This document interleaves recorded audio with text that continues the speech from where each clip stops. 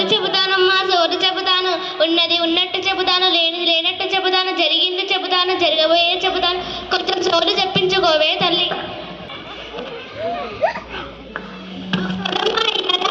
కొంచెం సోది చెప్పవా? కూర్చో. పలుకమ్మ పలుకు, అమ్మ పలుకు, జగదాంబ పలుకు, కంచి కామాక్షి పలుకు, మధుర మీనాక్షి పలుకు, బెజవాడ దుర్గమ్మ పలుకు, కాశీ విశాలాక్షి పలుకు, కుమ్రవెల్లి మల్లన్న పలుకు, కొండగట్టు అంజన్న పలుకు, యాదగిరి నరసన్న పలుకు, నా నోటి సత్యం పలుకునే తల్లి. ఈ ఊరు బాగుండాలి, జెడ్పీటీఎస్ బండరాయుడాల స్కూల్ బాగుండాలి. ఓ సోదమ్మ, సోది చెప్తే ఏమి తీసుకుంటావు? ఎంత కట్నం తీసుకుంటావు సోదమ్మ? నేను కట్నమేమి తీసుకోనే తల్లి. కొన్ని చెతక పుస్తకాలు ఉంటాయి, బుట్టలో వెయ్యవే తల్లి.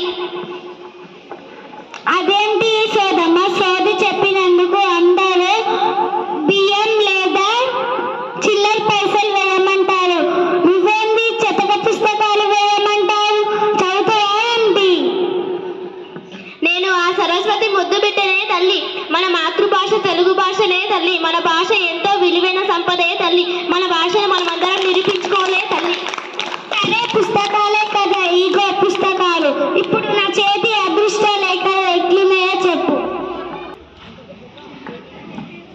చెబుతాను చెబుతాను, తెలంగాణ తెలుగు తల్లి సత్యమే పలుకును. ఇదిగో తల్లి, తెలంగాణ భాష అయిన తెలుగు వినసంపదమైన ఉన్నదే తల్లి.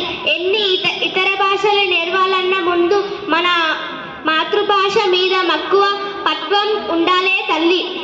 అప్పుడే మనందరం సులభంగా అర్థం చేసుకుంటామే తల్లి. మంచి సంస్కారం నడవడిక ఉండడం కూడా ముఖ్యమే తల్లి. మన తెలుగు భాషలో ఎన్నో అలంకారాలు, చమత్కారాలు, పొదుపు కథలు, సామెతలు, నైతిక విలువలు, ఆచార్య వ్యవహారాలు, సంకీర్తనలు, శతక పద్యాలు ఉన్నాయి.